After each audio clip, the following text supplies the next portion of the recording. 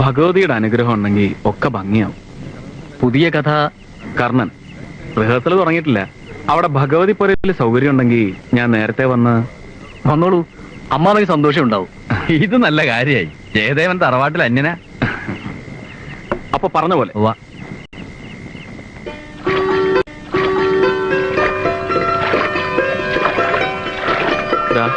ആ കാണുന്നതിനും അപ്പുറമാണ് ഞാൻ ജനിച്ചു വളർന്ന ഗ്രാമം.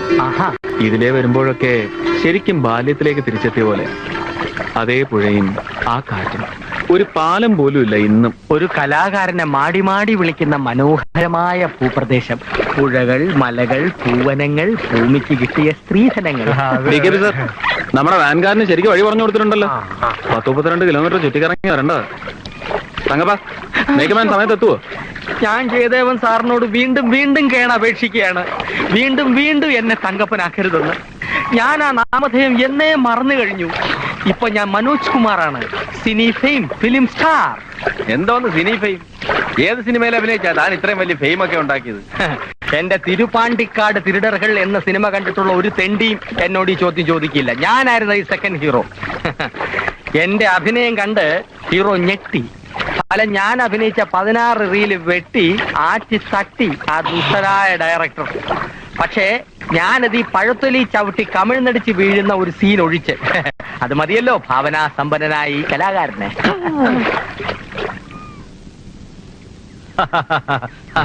വരിക. ഇന്നലെ എത്തുന്നൊരു തോന്നലുണ്ടായിരുന്നു. കാത്തിരിക്കായിരുന്നു. വരുന്നു. അതിനു മുമ്പ് ഒരു കുളി കഴിഞ്ഞ് ഭഗവതിയെ തൊഴുതിട്ട് വന്നേക്കാം. ഞാനപ്പോ ഇവരുടെ സാധനങ്ങളൊക്കെ വെക്കാൻ ഏർപ്പാടുണ്ടാക്കാം. ആയിക്കോട്ടെ.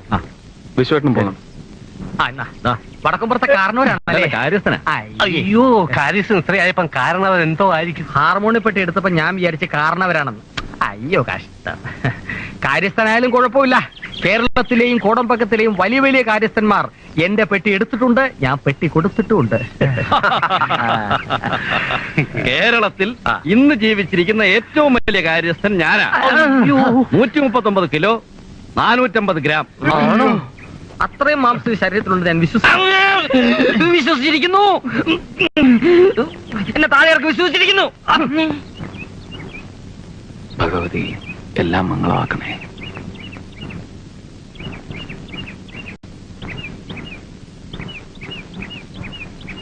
അറിയോ, എത്രയോ വർഷം എന്റെ അച്ഛൻ ഇവിടെ ശ്രീകാര്യക്കാരനായിരുന്നു. അയ്യപ്പ, വലിയ കാരണവരുടെ കാലത്ത് ഇവിടുത്തെ 10 ദിവസത്തെ ഉത്സവം എന്ന് പറയുമ്പോ 10 ദിവസം നീണ്ടു നിൽക്കുന്ന കലാമേള തന്നെയായിരുന്നു.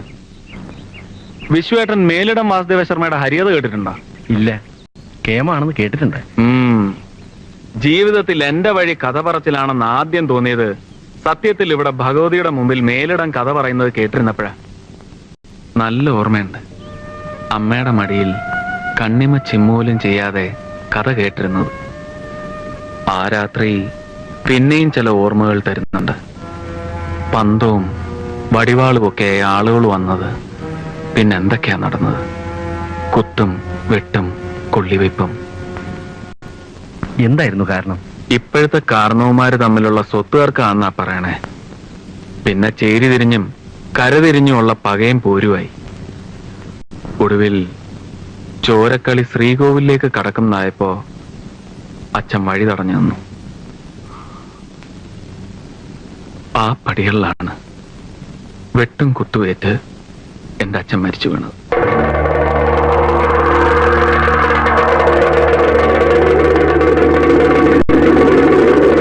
ഒക്കെ ഒരു ദൈവനിശ്ചയമാണ് ഇത്. പണ്ടെങ്ങോ മുടങ്ങിയ ഉത്സവം വീണ്ടും തുടങ്ങിയപ്പോ ജയദേവൻ തന്നെ കഥ പറയാൻ വരിക, അത് പിന്നെ ഒരു പതിവാകുക. ഭാഗ്യം, സന്തോഷമുണ്ട്. എല്ലാം ഓർമ്മിക്കുമ്പോ നൊമ്പരും.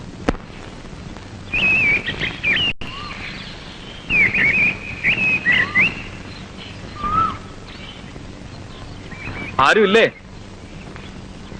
ആഹാ, അച്ഛൻ പറയണ്ടായി ജയിലിൽ നിന്ന് എത്തുന്നു.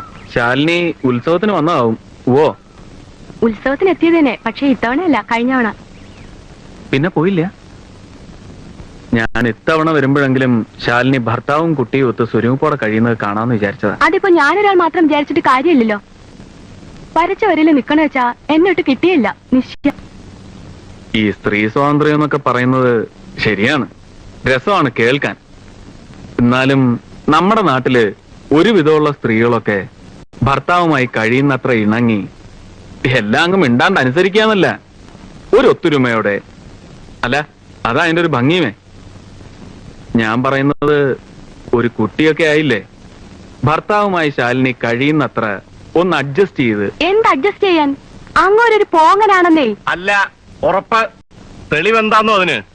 തറവാട്ടിൽ തന്നെയുള്ള നിന്റെ നിൽപ്പന്നെ വന്നില്ലല്ലോ നാണമൻ, ഭാര്യയെ പൂവിട്ട് എഴുന്നള്ളിച്ചോണ്ട് പോവാൻ.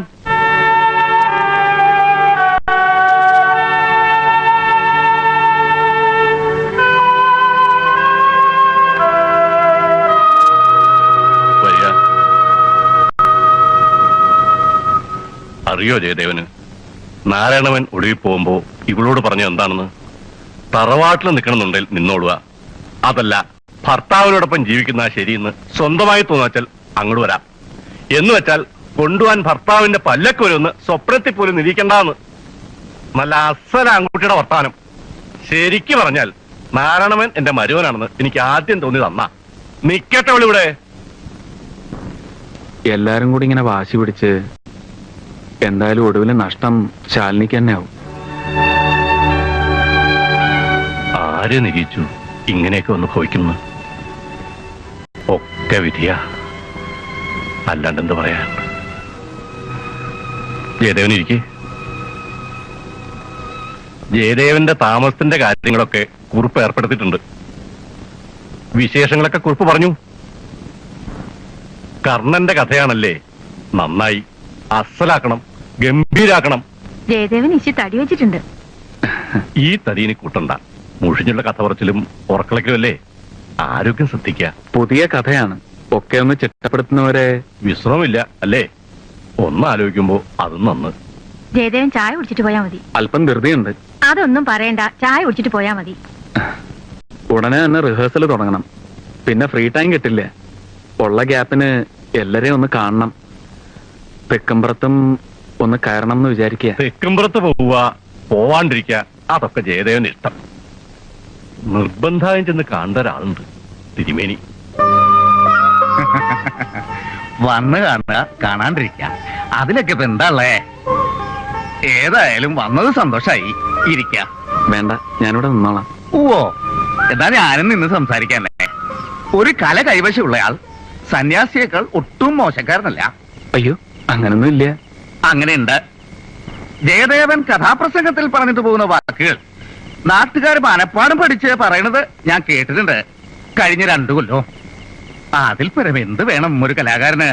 എന്നാലും മനസ്സിനൊരു സന്തോഷവും തിരുമേനി. ഇതിപ്പോ ഒരു പക്ഷക്കാരുടെ വാശിക്ക് എന്റെ കലാപരിപാടി മേളം പകരുന്ന അവസ്ഥയാണ്. എനിക്കാണെങ്കിൽ തിരുമേനി കാര്യമായി ഒന്ന് വിചാരിച്ചാൽ തീരാവുന്നതേ ഉള്ളൂ. ഇതൊക്കെ വിചാരിക്കാഞ്ഞിട്ടല്ല, ശ്രമിക്കാഞ്ഞിട്ടുമല്ല. പക്ഷെ ഫലമെന്ത്? കുറെ കാലമായി ഞാൻ ആലോചിക്കുന്നു, തെക്കുംപുറത്തെയും വടക്കുംപുറത്തെയും എല്ലാവരുമായി ഇതേപ്പറ്റി ഒന്ന് സംസാരിക്കണമെന്ന്. സത്യത്തിൽ ഇപ്രാവശ്യം റിഹേഴ്സൽ ഇവിടെ ആക്കിയത് തന്നെ ആ ഒരു ഉദ്ദേശത്തോടെയാണ്. വശീകരിക്കുന്ന വാക്ചാതുരിയുണ്ട്. കൂട്ടങ്ങളെ പറഞ്ഞിളക്കാനും അടക്കാനും കഴിയും. അങ്ങനെയുള്ള ഒരാൾക്ക് നല്ല മധ്യസ്ഥനാവാനും സാധിക്കും, സംശയമില്ല. ഏത് കഥയാണ് ഇത്തവണ പറയുന്നത്? കർണൻ. കന്യക പ്രസവിച്ച് പേടകത്തിലാക്കി നദിയിലൊഴുക്കിയ സൂര്യപുത്രന്റെ കഥ. അന്ന് പറയാനുള്ള കഥയുടെ സെലക്ഷൻ ഒന്നാന്തരം. പിന്നെ ഇപ്പോൾ ജയദേവൻ പങ്കെടുക്കാൻ ഉദ്ദേശിക്കുന്ന കുടുംബപ്പോരിന്റെ കഥയുടെ കാര്യം പറയുകയാണെങ്കിൽ ഞാൻ തോറ്റവനാണ്. മനസ്സ് പറയുന്നു, ഒട്ടും വിചാരിച്ചിരിക്കാതെ ഞാൻ നടത്തിയ കണ്ടെത്തലാണ് ജയദേവനെന്ന്. സന്യാസി തോറ്റെടുത്ത് കലാകാരന് ജയിക്കാവുന്നതേ ഉള്ളൂ. ധ്യാനത്തിനുള്ള സമയമായി.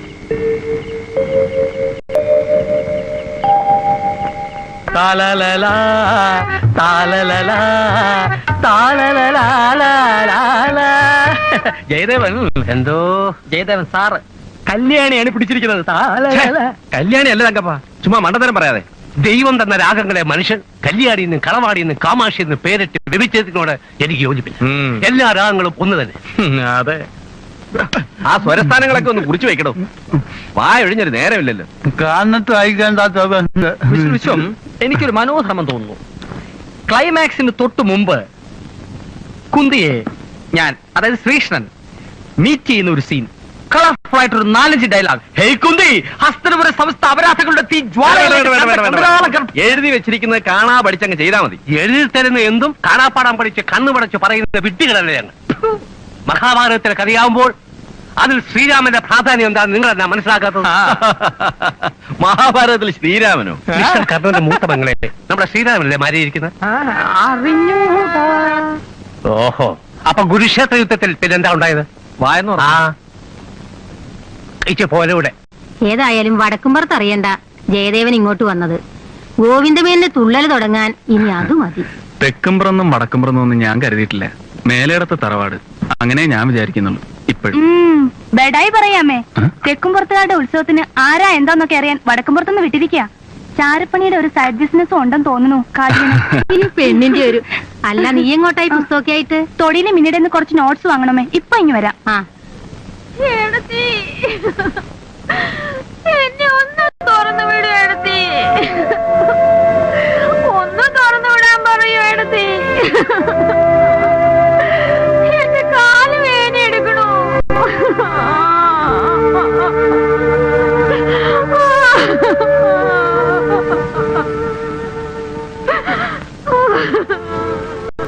ശ്രീദേവികളമ്മയുടെ അസുഖമൊക്കെ അങ്ങനെ കിടക്കുമോ? ശാപം കിട്ടിയെന്ന് പറഞ്ഞാ മതിയല്ലോ.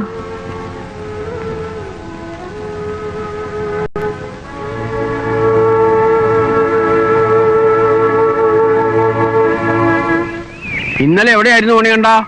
പാപ്പരക്കൽ അമ്പലത്തിൽ. ആ, ചെക്കന് ക്ഷീണാണല്ലോ. എന്താ ഒന്നും കൊടുക്കാറില്ലേ? നാടുകാർ വരുമ്പോഴേ എന്നെ ഒന്ന് കാണാൻ പറയോ?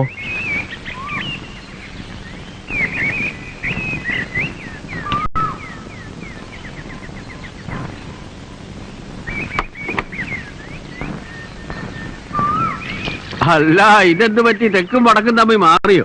തെക്കെന്നും വടക്കെന്നും ഭേദം ഉണ്ടെങ്കിലല്ലേ? ഭേദമുണ്ടോ? ഭേദമുണ്ട്. അതിന്റെ ഏറ്റവും വലിയ തെളിവാ വടക്കുംപുറത്തുകാരുടെ ആളായി താൻ ഇപ്പൊ ഇവിടെ കഥ പറയാൻ വന്നത്. അദ്ദേഹം എന്ന് പറഞ്ഞ മരിക്കുമായിരുന്നു അപ്പുമാര്. ആ അപ്പുമാരെ മോൻ എങ്ങനെയാ ഗോവിന്ദമേന്റെ ഉടവാള് പിടിക്കണമെന്നേ ഉള്ളു സംശയം. ഉടവാളിന്റെയും പരിചയുടെയും ലോകമൊന്നും എനിക്കറിയില്ല. രണ്ടു കുടുംബക്കാർ ഒന്നിച്ചു നിൽക്കുന്നത് കാണണേന്നുള്ള പ്രാർത്ഥനയുള്ളൂ എനിക്ക്.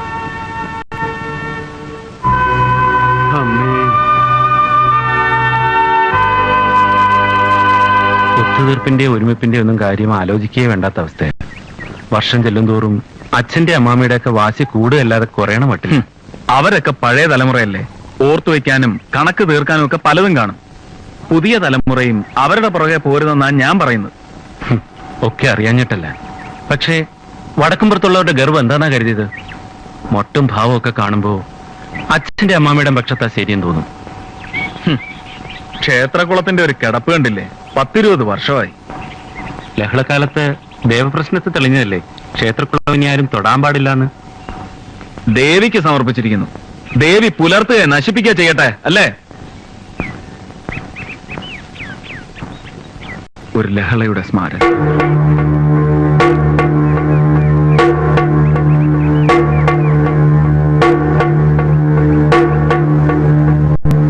എങ്ങനെയാ ഒന്നാവുക? കാരണവന്മാരെ കാണുന്നിടത്ത് വെച്ചൊക്കെ കഴിച്ചുകൊണ്ടല്ലോ ഓരോന്ന് വിളിച്ചു പറയലോ അല്ലേ?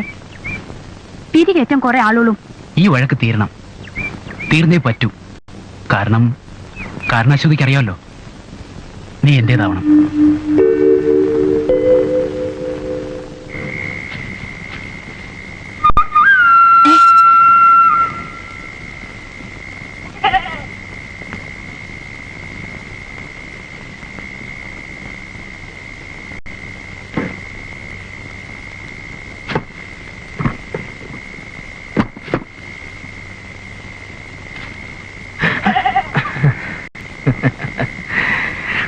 കല്യാണി അമ്മയുടെ കുട്ടി, കല്യാണം കഴിക്കാത്ത കുട്ടി അമ്മിണിക്കുട്ടി, കൂടെ ഒരാട്ടിൻകുട്ടി. പെട്ടി വായിക്കാൻ വന്ന ചേട്ടൻ പെട്ടിച്ചേട്ടൻ തങ്കപ്പനല്ല തങ്കമേ, കൃഷ്ണവേഷം കെട്ടാമെന്ന ചേട്ടൻ കൃഷ്ണേട്ടൻ മനോജ് കുമാർ DPTXQ. അതെന്താ? ഡിഗ്രി. സുന്ദരേ, ആടുകൾ, വാഴകൾ, കുലകൾ, വേലികൾ, ആഹാ, ഹരിത വനങ്ങൾ, രാത്രിയുടെ രോമാഞ്ചങ്ങൾ. അയ്യോ അത് ചൊറുതനോ? നമുക്ക് ചൊറിയാം. ചൊറുതനം കഴിഞ്ഞ തവണ തന്റെ വിടുവായിക്ക് സമ്മതം മൂളിയതിന്റെ ഒറ്റ കാരണം കൊണ്ടാ അവറ്റകൾ ഇപ്പോഴും പറഞ്ഞ് നാറ്റിക്കണേ. ആ ചിങ്കാരപ്പെട്ടി വേലന്റെ ഒരു കൂട്ടം കുതിരയെടുപ്പും ഗോപ്പും ഹൈ ഹൈ എന്നെ കൊണ്ടൊന്നും പറയിക്കണ്ട. അതിപ്പോ ഏത് മിടുക്കനും ഒരു അബദ്ധം പറ്റൂലോ. പക്ഷെ ഞാൻ ഇപ്പൊ പറഞ്ഞത് അങ്ങോട്ട് വിശ്വാസമായില്ല എന്ന് വെച്ചാ അതിന്റെ നഷ്ടം താൻ തരൂ. അയ്യട മോനെ കാശ അവിടത്തേക്ക് അത് പിന്നീട് ബോധ്യപ്പെടും. പാലക്കാട് മൈതാനത്തിൽ വെച്ച് നേരിട്ട് കണ്ട് എനിക്ക് ബോധ്യപ്പെട്ടതാ. കുമാരി കനകപ്രഭ ആൻഡ് പാർട്ടിയുടെ നൃത്യങ്ങൾ എന്ന് പറഞ്ഞപ്പോ തന്നെ ആളുകളുടെ ഒരു ബഹളേ. ഇവിടത്തെ അത്രയും പ്രായമുള്ള ചേട്ടന്മാര് വരെ കിടന്ന് തുള്ളുമായിരുന്നില്ലേ, ജനം കിടന്ന് അങ്ങടെ എരമ്പായിരുന്നില്ലേ. എന്തായാലും ഇപ്രാവശ്യം വടക്കും പ്രത്യേക തറ പറ്റിക്കണം. അപ്പൊ അത് തന്നെയല്ലോ തന്നോട് ഈ നേരം വരെ പറഞ്ഞത്. ആ പെണ്ണുണ്ട് ഇവിടെ പരിപാടി തല്ലിപ്പൊളി ആക്കോടൂ. എനിക്കിത് ഇങ്ങനത്തെ ഓരോന്ന് കേൾക്കുമ്പോ പറഞ്ഞവര് എന്നാ ഇനി സമയം കളയണ്ട, ഏർപ്പാടായിക്കോളൂ. എന്നാ പോവാ. താൻ എന്നോട് ഈ ഇരുമ്പുമ്പോ കോഴിക്കുഞ്ഞിനെ വെച്ചോലിരിക്കണേ. എനിക്ക് വരാൻ.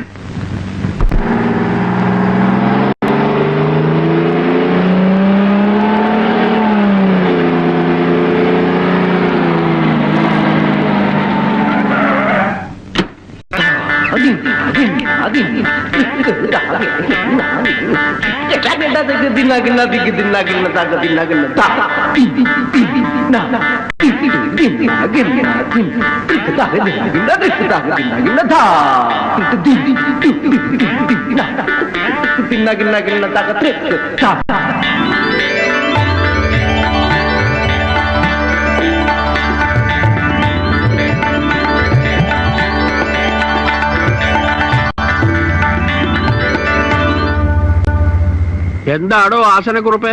Kanakaprabha and party വന്നിറങ്ങിയിട്ടുണ്ട്. വടക്കുംപുറത്തുകാർ ഞെട്ടിത്തരിച്ചിരിക്കുക. വന്നിറങ്ങി കഴിഞ്ഞ ഉടനെ ഒരു കൂട്ടര്, ഒടുവിലെല്ലാം കഴിഞ്ഞപ്പോ ഞെട്ടിയിൽ ഞാനായിരുന്നു മാത്രം. വിളിപ്പിക്കാം, സാമ്പിൾ കാണിക്കാൻ പറയാം. ഒരു CIDയുടെ മേലെങ്കിൽ ഞാൻ വീണ്ടും എടുത്ത് അണിയേണ്ടി വരുമെന്നാണ് തോന്നുന്നത്. ഈ പാതിരാത്രിക്ക് തന്നെ വേണോ? നേരം വെളുത്തിട്ട് പോരെ? നിനക്ക് വേറെ പണിയില്ല തങ്കപ്പ. ജയദേവൻ സാർ, പാവപ്പെട്ട ഒരു കലാകാരിയെ ഭീഷണിപ്പെടുത്തി കൊണ്ടുവന്നതാകാം. അബലയായി അവളെ രക്ഷിക്കേണ്ട ധാർമ്മികമായ ചുമതല എനിക്കില്ലേ? എന്നെ തടയരുത്. തങ്കപ്പ, തന്റെ ഈ പെണ്ണുങ്ങളെ കാണുമ്പോൾ ഉള്ള പരവേശവും പരാക്രമം ഉണ്ടല്ലോ, അത് ഇന്നോട് അവസാനിപ്പിച്ചോണം. ഇല്ലെങ്കിൽ കൂടും കുടുക്കെടുത്ത് ഞാൻ കോടമാകത്തോട് പറഞ്ഞേക്കും. പോയി കിടന്നു തുറങ്ങണം. തങ്കപ്പ, തങ്കപ്പ, കൂടും കുടുക്കെ എടുപ്പിച്ച് എന്നെ ഇവിടുന്ന് പറഞ്ഞു വിടുവോ? ഇല്ല, താൻ പോയി കിടന്ന് ഉറങ്ങും. ഞാൻ പോയി കിടന്ന് ഉറങ്ങാം. അതിലേ പോ. അബലെ രക്ഷിക്കുന്നില്ല.